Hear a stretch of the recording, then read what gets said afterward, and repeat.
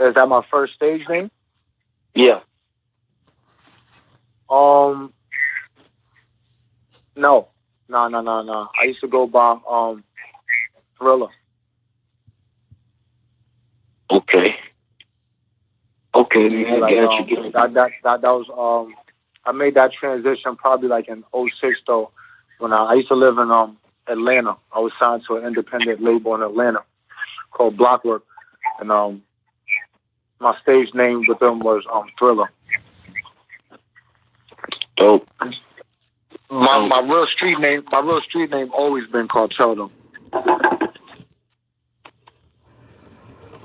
Okay, dope, man. So we're gonna go back. We're gonna go in, man. What we like to do on the Cloud Chaser TV, man. We like to let the fans know a little bit more about you and ask them questions maybe other outlets probably haven't asked you. So, man, can you tell me exactly where you're from, man? I'm thinking like before 14. Tell me exactly what area you're from, and can you elaborate on that for me?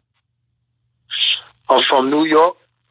More specifically, I'm from Mount Vernon, New York, Westchester County, home of Heavy D, Pete Rock, CL Smooth, Denzel Washington, D and Raw from the Rough Riders, growth place of Puff Daddy. A lot of other influential characters came out of my hood. Ben Gordon on the basketball tip, Andre Drummond, who plays right now. Oh, dope. Got a lot of champions from that, man. Yeah, man. Yeah. Definitely, man.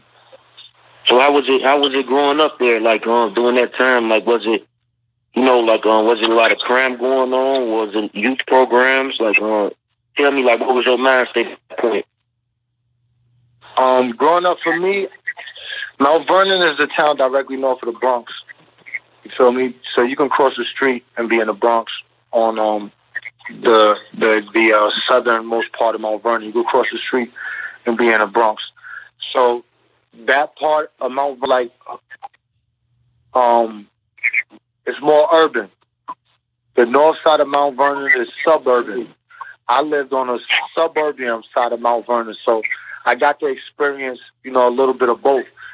So it was crime, but it was also healthy communities and things going in neighborhoods around too for me to kind of get a feel of both types of living. And my home, though, was the slums, you feel me? Mm-hmm. My home was the slums, though. My mom's addicted to drugs, step-pop's addicted to drugs, alcohol, everything from abuse to drug abuse to physical abuse to all me and my brothers got took away and went to a foster home at one point. So shit was definitely tough in our household. Mm-hmm. with total disregard to kind of what was surrounding us, because kind of what was surrounding us was homes and green grass, and and we lived in 6 buildings that was in the middle of this shit that was basically like the projects on the north side of Mount Vernon. Gotcha. So like with that type of environment going, like when you going through that right there at that stage, man, like did music into your life? Did you start rapping around that time? Yeah, definitely. More so, not on the level, where I thought it could be an occupation or really a hobby that I could be so driven into. I was just looking at it like, wanted to have fun. You feel me? Mm-hmm. I was more into sports than anything. Sports was my dream. You feel me? I played football, basketball, and baseball all through high school and post high school. Dope. So music was there. A lot of my OGs did music, and I could walk up the block and around the corner and sit in front of Heavy Crib and talk and watch him while he worked out. You feel me? P-Rock and CL Smooth. Those were both my boys. So music was definitely around me and at a level that already, if I was to be serious with it, it will propel me above the level where everybody else is doing it, just because of, the network I circle with. I mean, my family, like people around me. Dope. So now, like, now you're a little older. You know, we want to go there. Like, now you're older. You know, you out of high school, about 19, 20. You know, are you doing music at that point? Yeah, I'm doing music. I was at that time. My cousin Buddha Bless. You know what I'm saying? Bless had introduced me to this dude from my hood that do production. Like, you feel me? Somebody that was, you know, at a certain type of level, and he knew I needed to be with him. His name was Spunk Bigger. You know what I mean? Spunk produced things for he produced for Foxy Brown. He got shit with Biggie and Pac on it. Master Ace, Fat Joe, Lil C's, Lil Kim. His track record is crazy. So I hooked up with him around that age, 19, 20. When I first had, that was around the time when I came outside too. I started being in the streets and selling drugs and shit like that. Before that, I ain't had no time for that shit, bro. I was at baseball practice, football practice. You know what I'm saying? So after high school was when I got into the streets, like. But my cousin introduced me to Spunk. I would go to Spunk crib every day. Feel me? Right in his living room. And he had other artists who he was working with from the south side of Mount Vernon. Don't forget, I'm from the north side of Mount Vernon. You know what I'm saying? He had artists he was working with from the south side of Mount Vernon. And we kind of clicked up.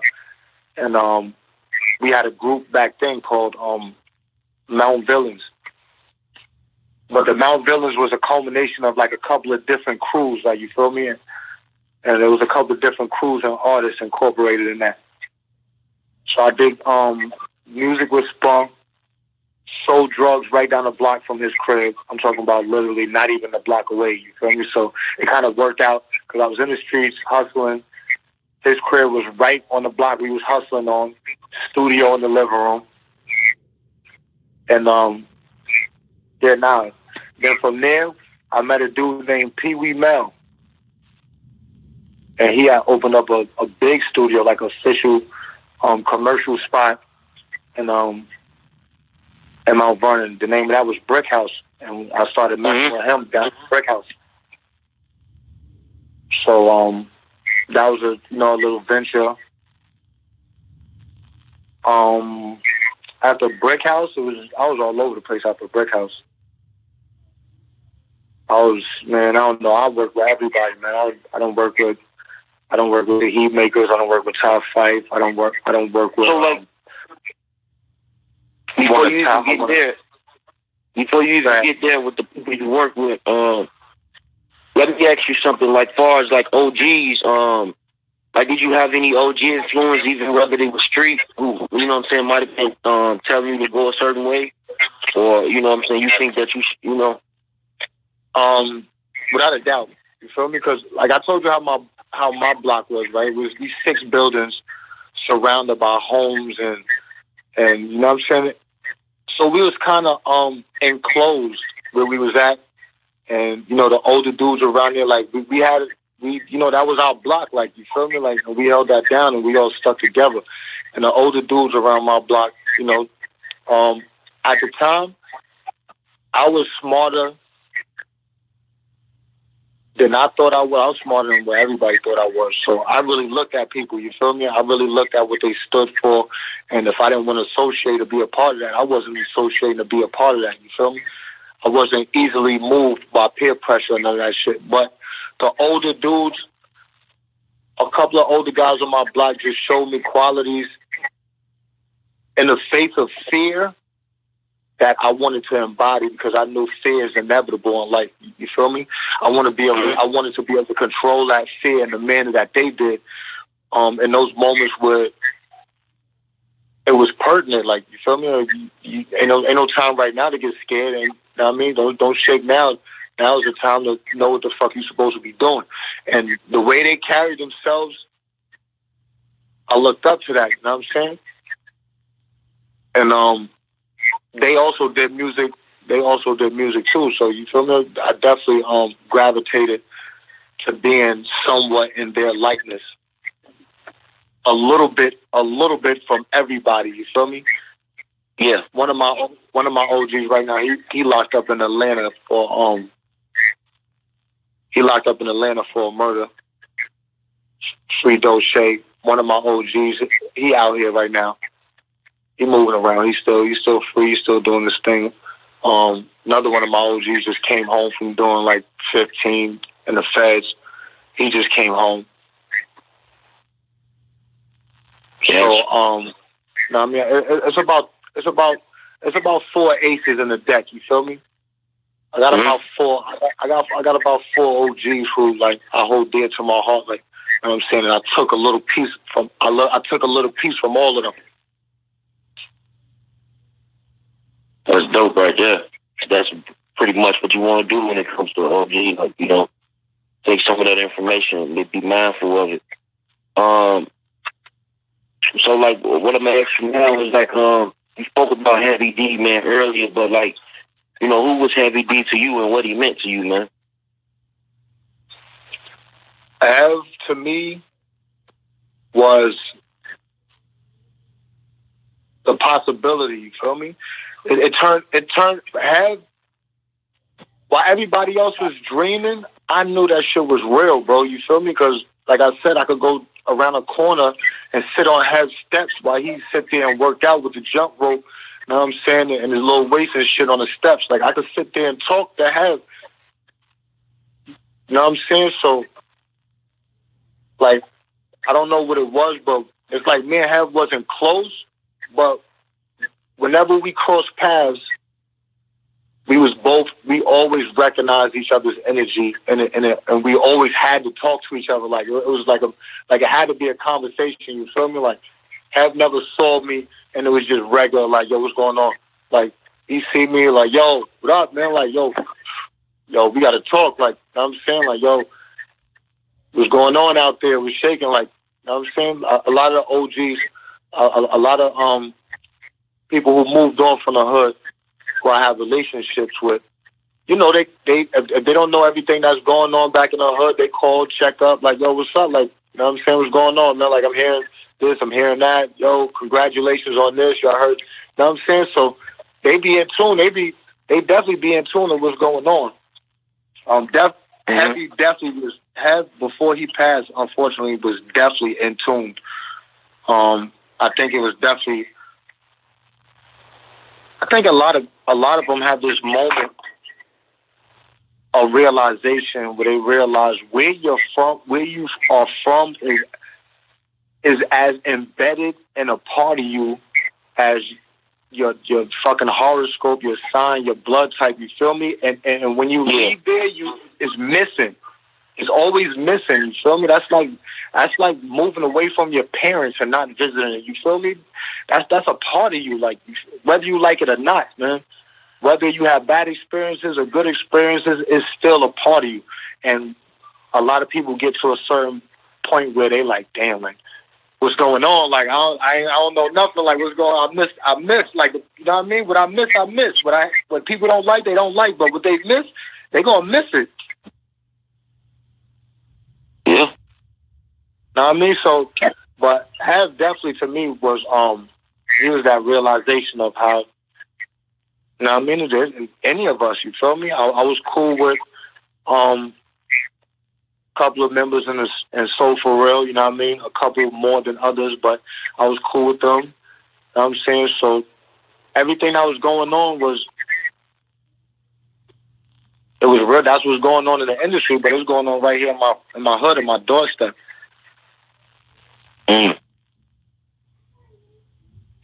That's dope right there, man. That's real dope. So, like, you know, now you know, you moving around in the industry, you know, what type of relationships are you know what I'm saying, you coming across? Like, did someone reach out to you like you was like, man, this right here, this probably it? I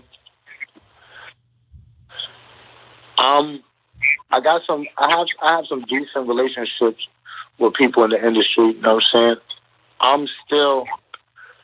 I'm still learning this, but I'm learning it with open eyes, open ears, or open heart.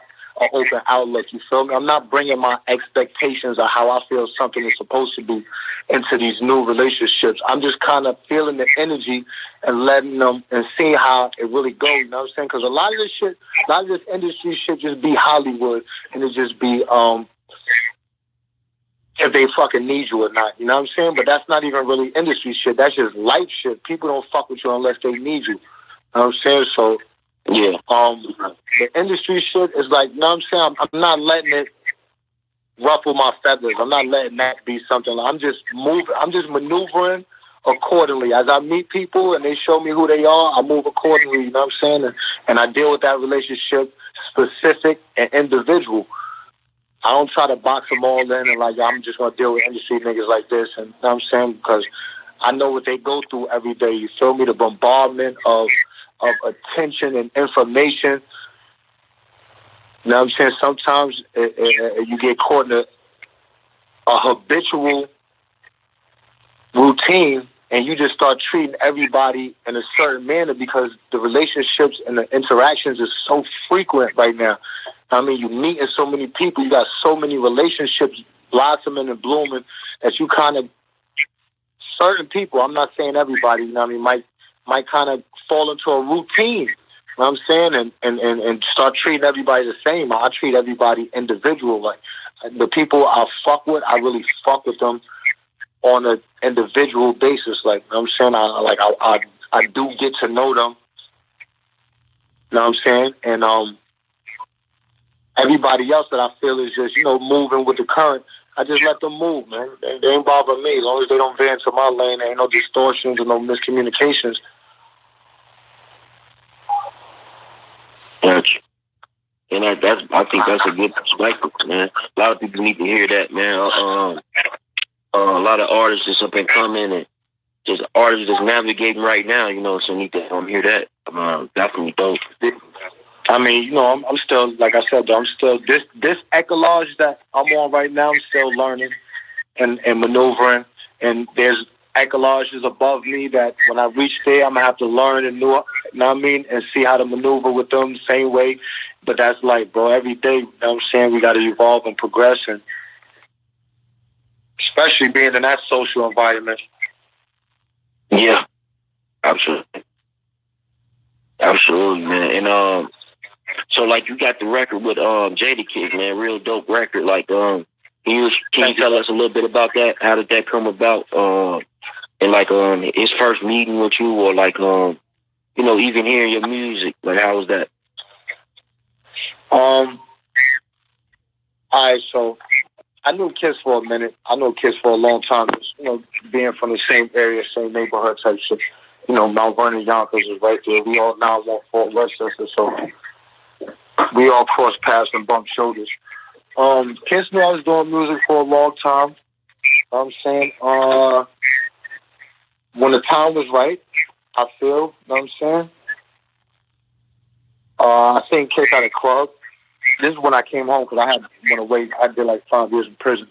And I came home, and I just, you know, when something gets taken away from you, you don't take it for granted anymore.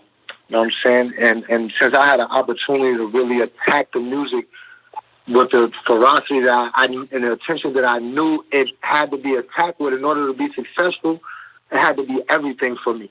So when I came home from prison, I attacked it, and I gave it my everything. I'm still giving it my everything. And Kiss just recognized that, you feel me? It's one thing to know a nigga from the hood is nice. You know, it's wild niggas from the hood nice. You know what I'm saying? But when you start separating yourself from the pack on a marketing, on a branding level, and just creatively also, you start to separate yourself from everybody. You know, that's what he recognized. And I seen him at the club. He like, yo, what's up, man? He like, yo, I got you. Like, but he said it in a manner like he knows the conversation we had before. You know what I'm saying? So he can like, yo, bro, I got you. I'm not that type. I don't be pressing. You know what I'm saying? If I see him in an environment that we can actually be social and talk, I talk to Kiss. You know what I mean? But at that point in time, like, I talk to kids, but I wouldn't talk to him in a party or nothing. Like, I don't talk to nobody in a party if you don't got titties, first of all. I don't want to talk to niggas in no party, man. The music is loud. I can't hear you. You can't hear me. And it's nothing to talk about unless it's time to go, man. But I seen him in a party, you know what I mean? And I don't know. I don't think that was the first time I've seen him since I've been home, but it was close. Maybe the second time. And he gave me a dap and he was like, yo, I got you, bro. You're going to lock in. He was like, yo, I'm going to be in the studio from Monday to Thursday. Pull up. I say, yo, bro, listen, man. I don't, you know, bro, I don't do the Hollywood shit, man. Like, I'm like, yo, bro, I barely get you on the phone. Like, would I look like just pulling up somewhere, bro? He's like, yo, I'm going to be there, Kartel. He's like, bro, Monday through Thursday, just pull up. He's like, just come, bro. I'm telling you, just come. I'm like, all right, fuck it, you feel me? I pulled up on Monday. He was working on something. So, you know what I'm saying? I just gave him the space, you feel me? I just chilled, you know what I mean? Cool. I wasn't smoking at that time, but I was just chilling, just vibing and shit. We didn't do nothing that day. It was cool. I came back Tuesday. He was working still. You feel me? Tuesday, we didn't do nothing either. Wednesday, I came in, you know what I mean? And he was like, yo, load it up, man. What you got? Let's go. He was like, I'm free. I ain't got nothing right now. This is all you, bro. He was like, load up a beat. I'm like, yo, I got a beat. I said, yo, I got a beat a year ago from Vinny Idol, and I knew it. And I knew that shit was you all over it. And I played it for him, the Who Do You Think You Are? And he was like, oh, yeah, that's a go. You know what I mean? And we both sat down, and we wrote out verses right there in the studio and went in there and laid it. Dope. And you don't hear that type of situations a lot nowadays. Like, a lot of people, you know, they say the track was made via internet. You know, they sent it over. That probably how that connection did. Like, that's probably why that track came out so dope, man. Cause it's definitely fire. Y'all go check that out in YouTube land. Yeah, definitely. That was out the whole experience. That's what I cherished the most. You feel me? Because. Like, that's my nigga first and foremost. You know what I'm saying? Before we did any music together, it was cool. We not saying we hung together every day, but that's Kiss. That's the big homie. You feel me? That's Kiss. That's Styles. That shit. Those are the big homies. You feel me? So you see them, pay them respect. They show the utmost respect to everybody around them. You know what I'm saying? Real stand-up dudes. So all I had to do was just separate myself from the crowd, man, and he manifested that for me, you know what I'm saying? And he was glad to do it because he seen that how hungry I was and how serious I was with this shit, man. You know what I mean? And it's crazy because, like I said, we laid the joint, you know what I'm saying? So we just playing it, like, over and over in the studio. Styles come in, you know what I'm saying? Styles like, oh, he like, yo, this shit fire. He like, yeah, Kartel. He like, yeah, Kartel. That's the shit I'm talking about. I'm like, yeah, what's up, nigga? like, let's go.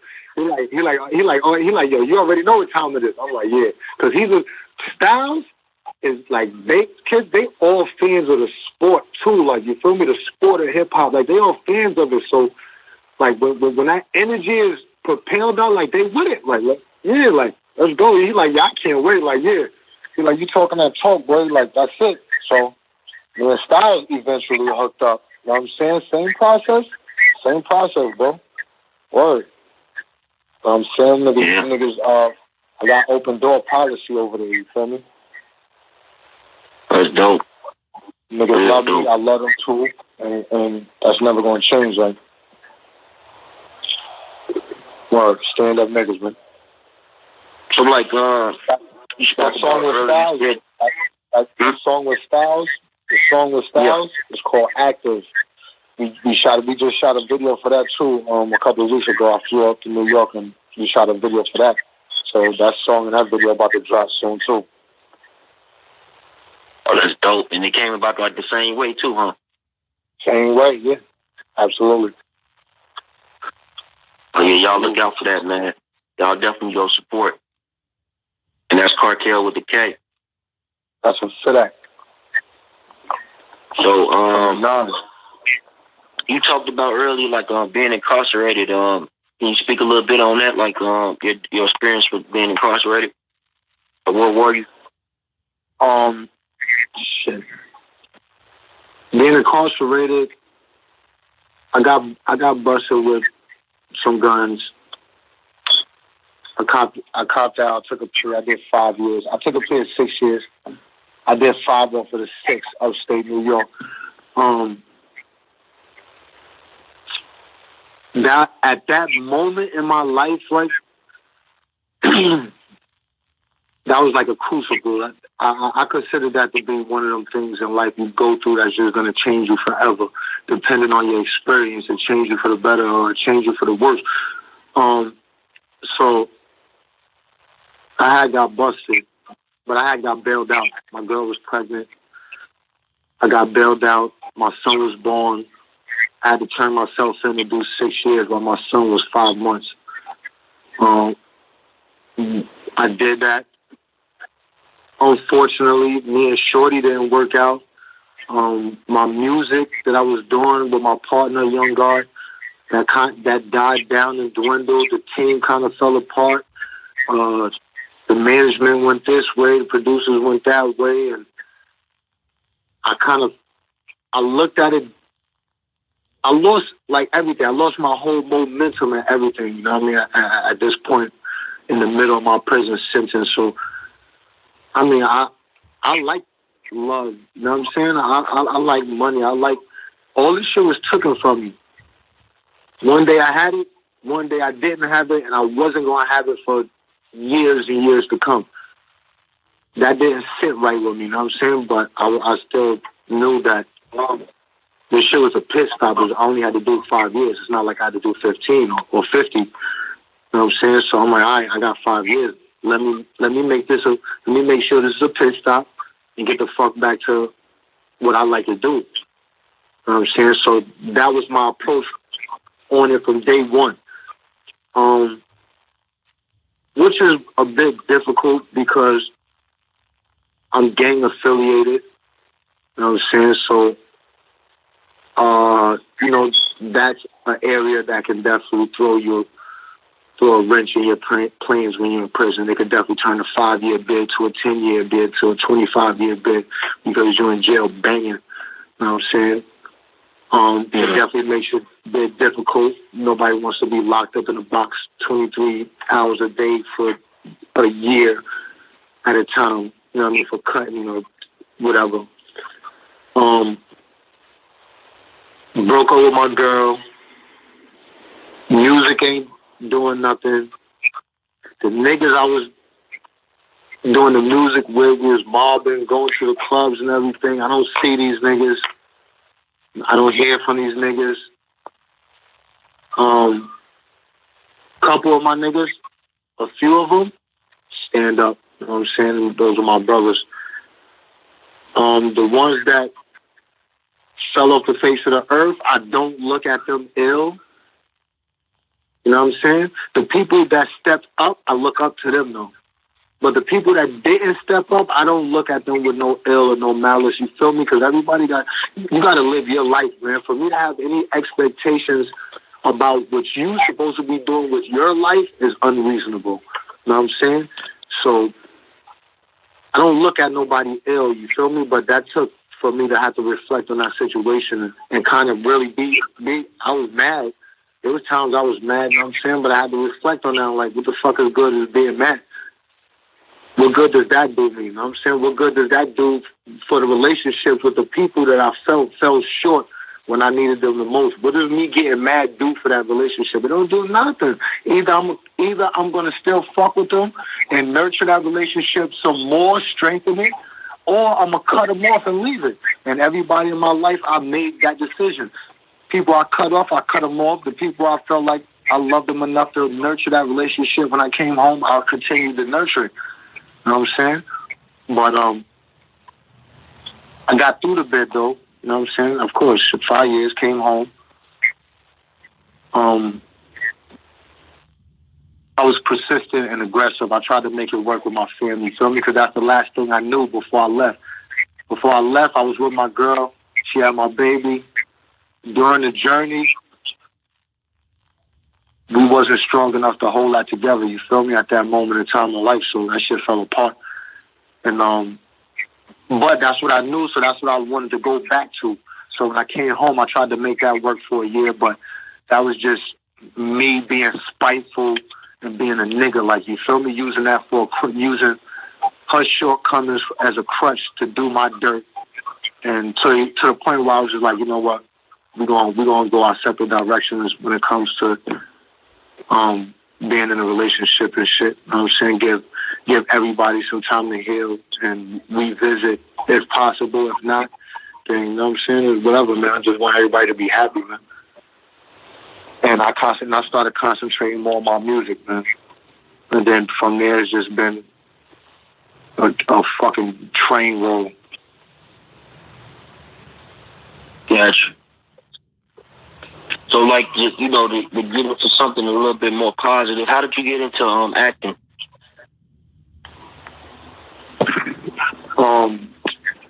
I was always into acting. Probably not, you know, doing it, having opportunities to actually do it in front of cameras sometimes. But I was always into acting. I was doing some. I was testing, doing some things with some skits. Some people see me from the Bronx too. You know what I mean, with the music and the skits and shit.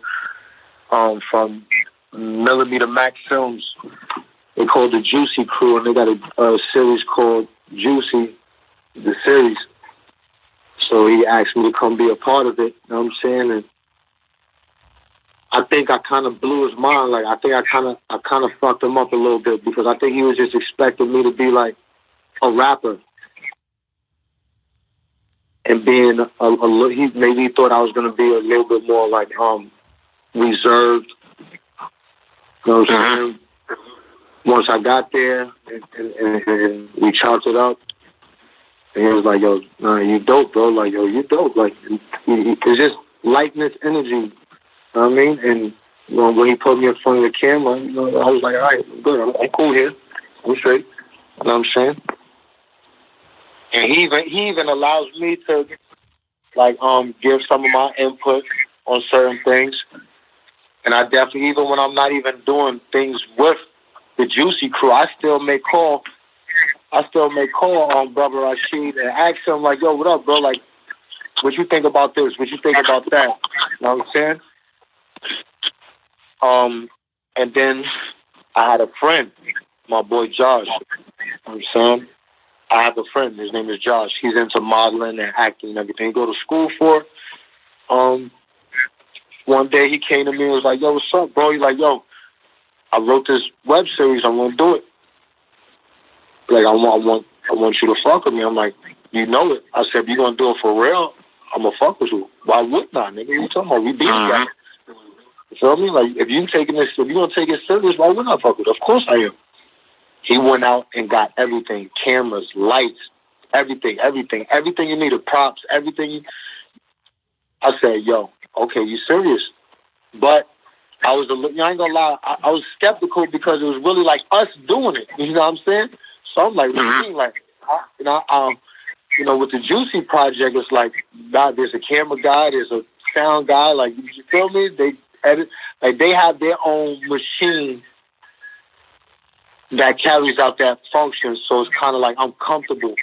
But when we are the machine and the actors and actresses, I was kind of like, oh man, like, you know what I'm saying? But we gonna do it though.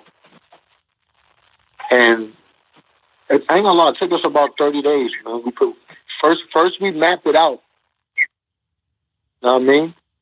Mm-hmm. First we mapped it out. Then it took us like 30 days, man. You know what I'm saying? The way we had it mapped out, the way Josh had it mapped out, he knew exactly what he wanted when he knew it. Everything was structured on a level that we wasn't even on. You know what I'm saying? We still on some hood shit, but the way that everything was structured was properly industry formatted, everything. You know what I'm saying? So we knocked that out in like 30 days. That was like 5 episodes. You know what I'm saying? Shout that out. That's the name of that is Loyalty and Love. That's on YouTube right now. Yeah, it's Loyalty and Love. So yeah, that's like 5 episodes, and I love it. You feel me? It's raw. I see where we can improve on it, but it's dope though. Like the storyline is solid. The actors and actresses is solid. You know what I'm saying? It's definitely a good platform for the whole cast for them to build on. Like, you know what I'm saying? And just keep climbing, make it better, better, and better, and better, and better. Yeah, that's dope right there, man. So you got do you plan on shooting another one, another season, or like what's coming up as far as your acting?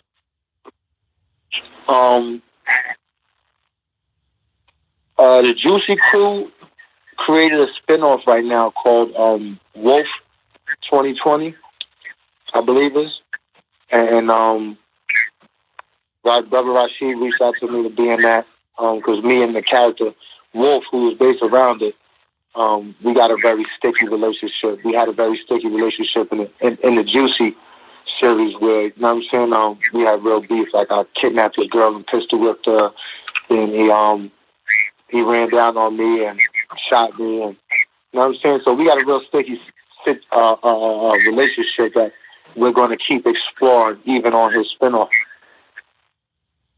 That's dope. The loyalty and love.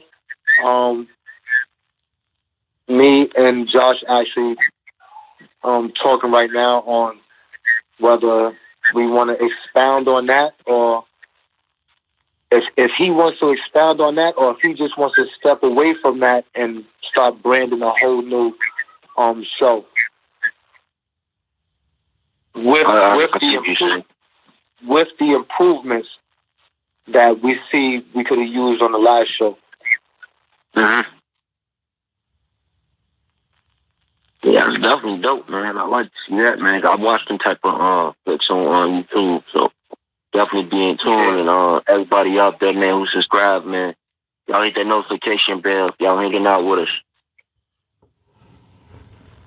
And let me ask you another question. Like, far as once you start to navigate through the industry, and you're saying you start to make money, and do you think it's a good thing for an artist to come back or entertainer to come back to the community and say buy land or put up storefronts, etc.? Absolutely. You're supposed. Not only do I think it's a good idea, I think that's a mandate. You are supposed to do that. Like, you feel me? Like, come on, man. It's like everybody's running scared. But if everybody who was fucking running just stopped for a minute, they will all realize how many of them they are and the type of influence they could really have over an area that they're from, bro. But they're too fucking busy, scared, and running for self, man. Everybody's running away when everybody that's running has the power to turn around and really have some type of positive influence on it. But it's a way you do everything. You feel me? You don't stick your head in the fucking lobster tank if the claws don't have the rubber bands on them, right? Yeah, I'm not sticking my hand in there. Nah, I'm gonna make sure we take the proper precautions and everything is calculated and maneuvered in a way that it propels people not to do stupid shit. Like, people look at it like it's sort of like when you go to the gas station at the bathroom and you piss get on the seat. You stop and wipe that off. Some people, most people, no. But if you go to a restroom at your aunt's house and her shit is spotless, and you get a piece of pee on her, you get a little take on her feet, what you gonna do? You definitely gonna clean that shit up. I mean, it's like when we could dress it up, not even dress it up. We can make it a way to whereas people are not gonna want to piss on the seat no more. Yeah. Shit looking good. Shit clean. Good energy. These niggas are back in the hood. These niggas is around here. They're accessible. Like, and there's multiple of them. They're around and they making moves, and it's just a good energy, a good flow. You always gonna have some dumb shit, man. Dumb shit, you feel me? It's gonna happen, but at least we can keep it to a minimum and enjoy life in between time. I'll be damned if I'm gonna be distraught during times of chaos, and when it's not chaos, I'm gonna be fearful of the times that it could be chaos. Nah, when it's chaos, we're going to move accordingly, we're going to handle it, and when it's not chaos, we ain't thinking about that shit no more. We moving and we having a good time and enjoying life. Yeah. Yeah, that makes a lot of sense, and that's a good perspective right there. Yeah, no. So, like, I'm going to bring them niggas back. I'm going to bring them back. The niggas in my hood, I'm bringing them back. Some of them don't even have to be brought back. They've been there. I talk to C.O. Smooth. I talk to C.O. Smooth at least once a week. I talk to Pete Rock at least once a week. I used to speak to him. I used to speak to him frequently. You know what I'm saying? Yeah. Ben Gordon, I speak to him frequently.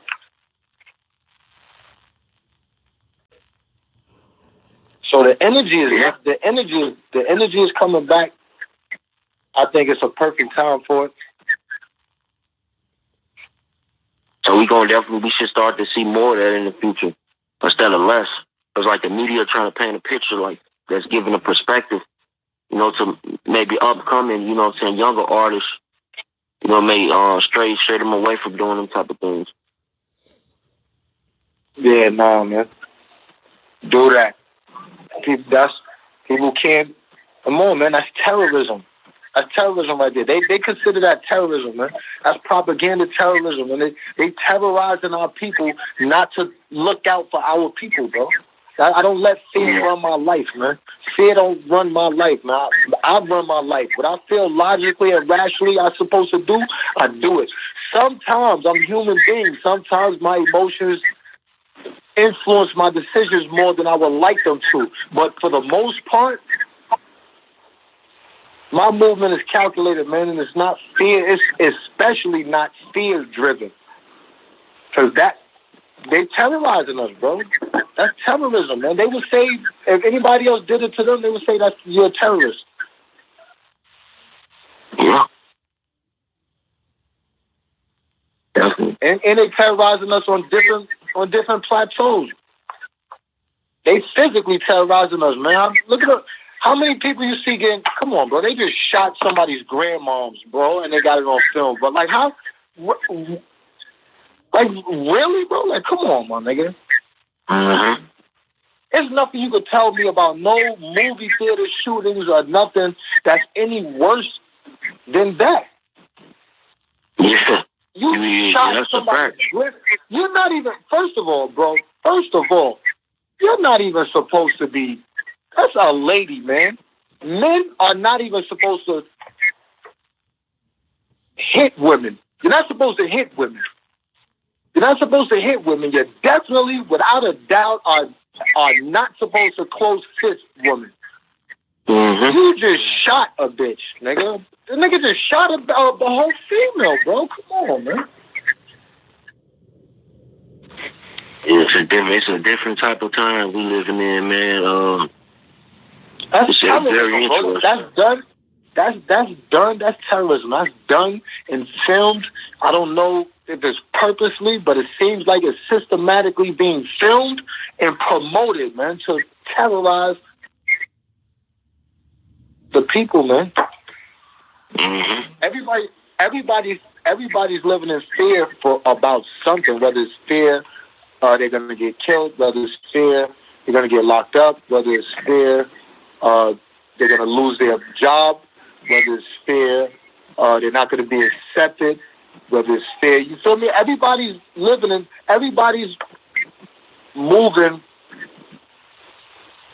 to where their fear is perpetuating them, man. Not everybody, but a lot of people. Instead of just moving to happiness, like. Yeah.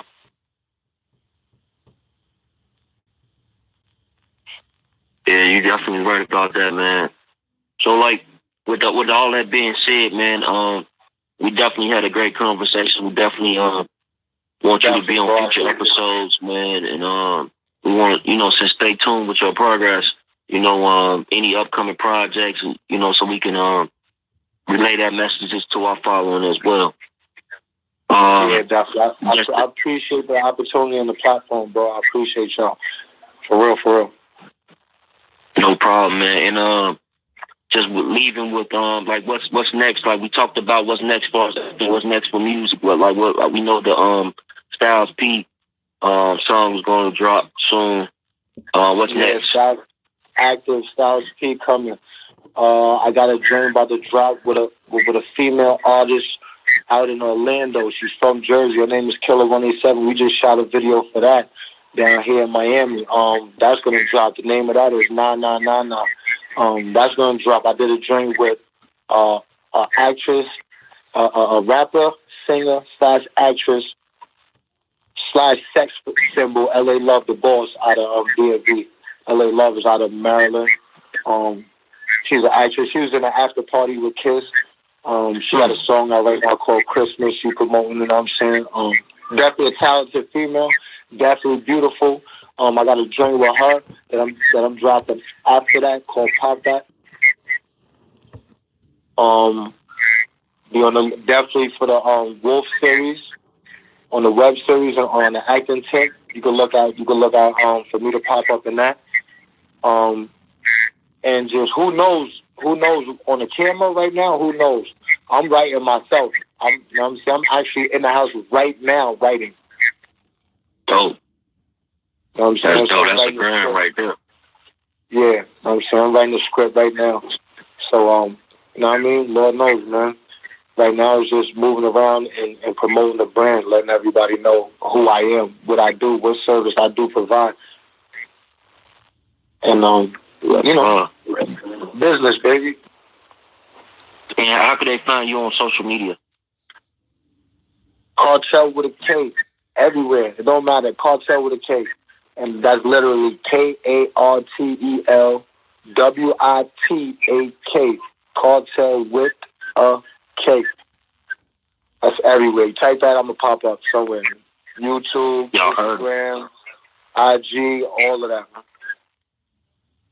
And like if your fans, you know what I'm saying, they riding around listening to your music and, you know what I'm saying, they want to show you love, like what hashtag can they use so you can possibly repost it, show them some love?